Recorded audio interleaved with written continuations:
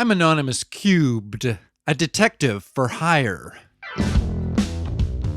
Imagine a race car driving 1,000,000 miles an hour through the city, puking out rich exhaust fumes after eating up roadway like it's Aunt Lydia's lasagna. A bunch of teenage dream demons from the collective subconscious highway had broken into our reality using the nightmares of a former professional speedway racer to create a boil on the fragile skin of space-time through which they had bursted through like the mighty larval invaders that they were. They wanted good times and strong drugs and loud tunes that made you want to thrash your head if you were so inclined, or to plug up your ears, or maybe to just take a long, sharp stick and puncture those eardrums to save them the pain of existence.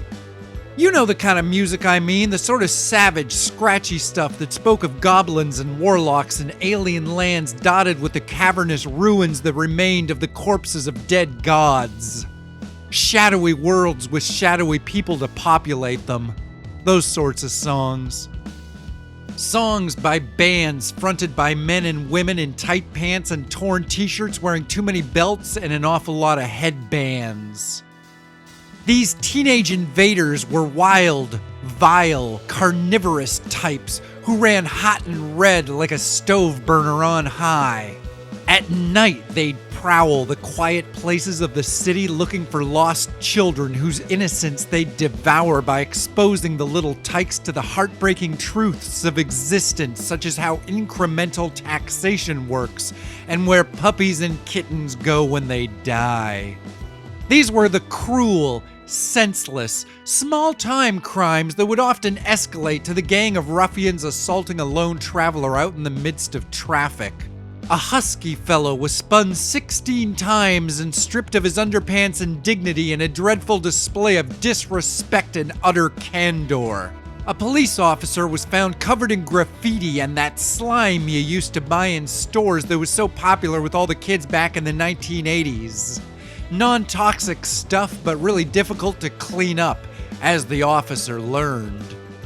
I was hired by the city to find them and ask them to leave, as nicely or as otherwise as I felt.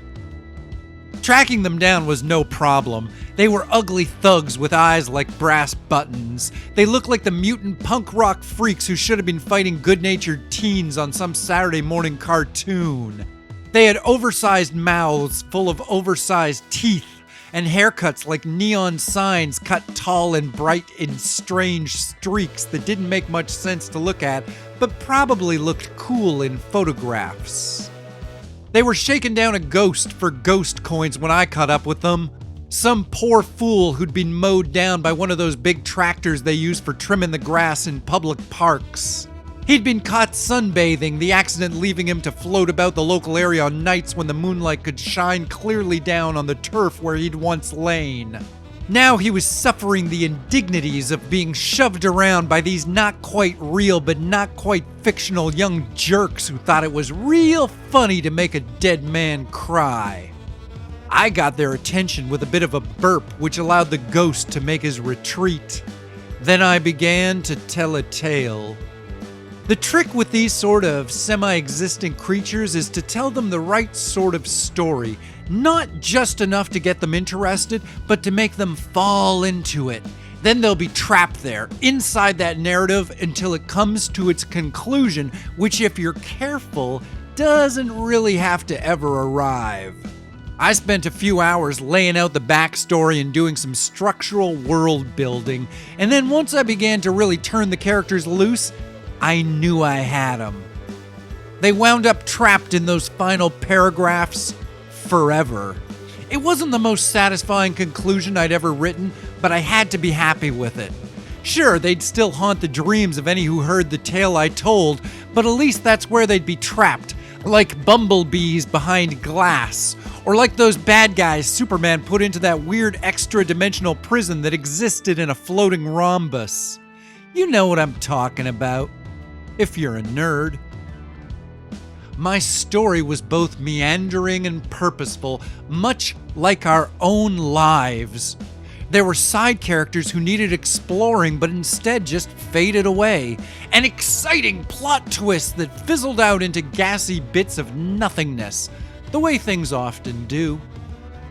Those little creeps, They'd been marvelous monsters from another world who got off on causing chaos, but now they were just mundane words in a script passed around by the sort of aimlessly bored weirdos who'd enjoy that sort of thing. There seemed to be more of them every day, like a rose bush or a plague. But that wasn't my problem. I was just happy to see people enjoying themselves, which isn't always easy to do in this weary world where dreams break like great waves on a sandy shoreline. Anyway, I'm Anonymous Cubed. I'm a detective and a paranormal investigator, and sometimes I help the city by getting rid of weird trash that nobody wants. Like that time I found a collection of Alf cards out behind the Dairy Queen. That was a good day. And this, I guess, was one of my cases.